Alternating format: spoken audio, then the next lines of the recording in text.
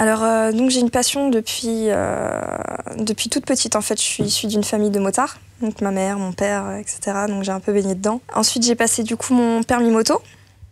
Ça va faire 2 ans. Et là, à ce moment-là, j'ai commencé le circuit, donc la pratique sur circuit, également la route. J'ai aussi commencé à travailler dans une concession moto. Et donc, la moto, ça remplissait vraiment la vie. Le matin, pour me rendre au travail, le soir, rentrer aussi, les balades avec les amis, et puis le circuit le week-end, voilà.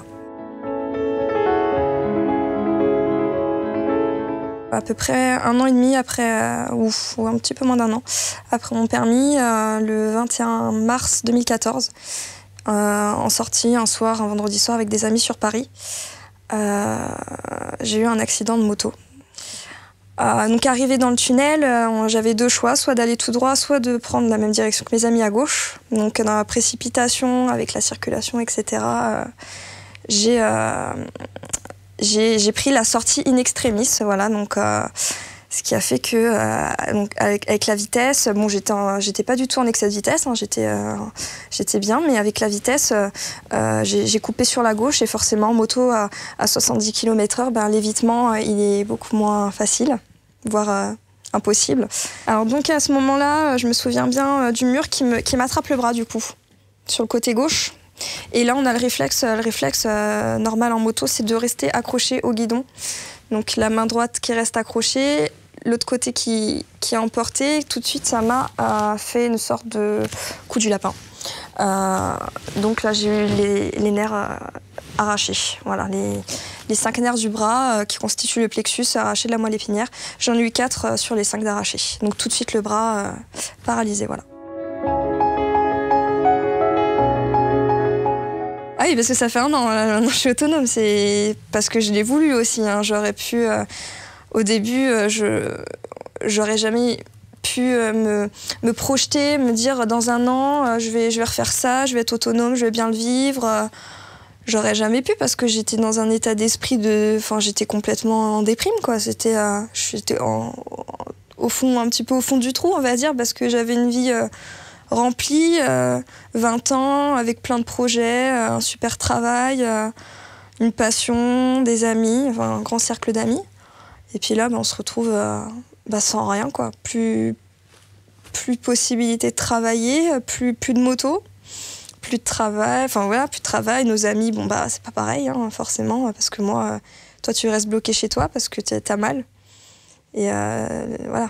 Donc c'est un renfermement, c'est la douche, c'est plus toute seule, c'est ta mère qui te douche, tu t'habilles pas toute seule, tu manges pas toute seule, et puis t'as les médicaments, et c'est des médicaments très forts. Alors physiquement c'est dur, psychologiquement c'est dur, et voilà. Donc au début c'est vraiment horrible. C'est vraiment horrible. On pourrait dire que c'est une pathologie qui est spécifique aux motards, d'ailleurs on appelle ça aussi la maladie du motard.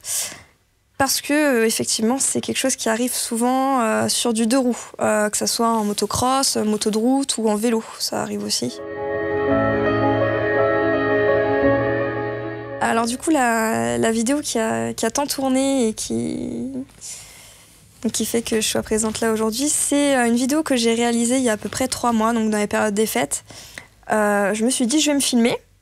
M'habiller, voilà, un matin je vais me filmer m'habiller, et puis sans vouloir aller trop loin, sans vouloir me filmer en train de me préparer à manger, sans vouloir me filmer conduire avec mon système, voilà, vraiment juste une matinée banale pour un plexusien, comme on s'appelle. Je l'ai fait sans m'imaginer que ça serait visionné 5 millions de fois. Et oui, forcément, ça a tout de suite marché. Encore aujourd'hui, moi, quand je la regarde, je me vois m'habiller. Donc pour moi, ça me procure rien. Mais je peux comprendre que ça ait touché autant de monde. Parce que moi, j'aurais vu cette vidéo quand j'étais encore valide. Oui, ça m'aurait fait quelque chose. Parce que j'ai l'impression quand même que je donne une bonne image de la moto, parce que moi j'ai aucun problème, je dis pas que la moto elle est fautive, c'est moi qui est fautif, c'est moi qui la conduisais, la moto elle y est pour rien.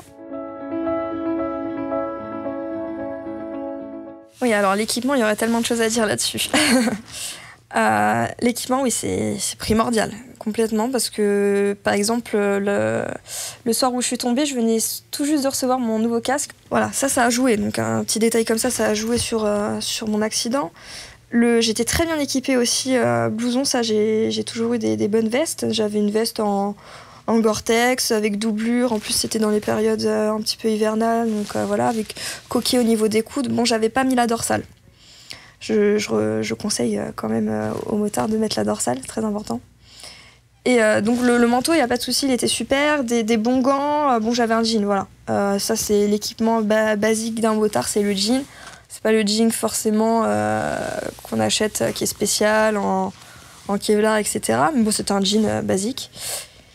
Et ce soir-là, j'avais mis des baskets. Alors que bon, j'ai les bottes de moto. Ce soir-là, j'ai mis les baskets. Heureusement, mes chevilles ont rien pris. J'ai eu une petite entorse, mais ça aurait pu être pire. Il y en a qui perdent leur pied, qui s'arrachent le pied. Si l'équipement existe, ces équipements-là existent, c'est pas pour rien. C'est que moi, si je pouvais conseiller à quelqu'un de rouler en moto, forcément, c'est plus désagréable. Mais c'est la combi, la dorsale, le casque, les bottes, tout. Enfin. Voilà, on va dire que ça reste quand même mon centre d'intérêt. J'aime bien en parler. J'aime toujours aller au circuit, voir mes amis rouler, parler de moto. Bon, je peux toujours monter derrière des amis, hein, bon, mais après, c'est pas le même plaisir. Voilà, puis c'est pas très agréable. Sinon, si j'ai mon compagnon qui est pilote moto vitesse, qui fait des championnats, etc.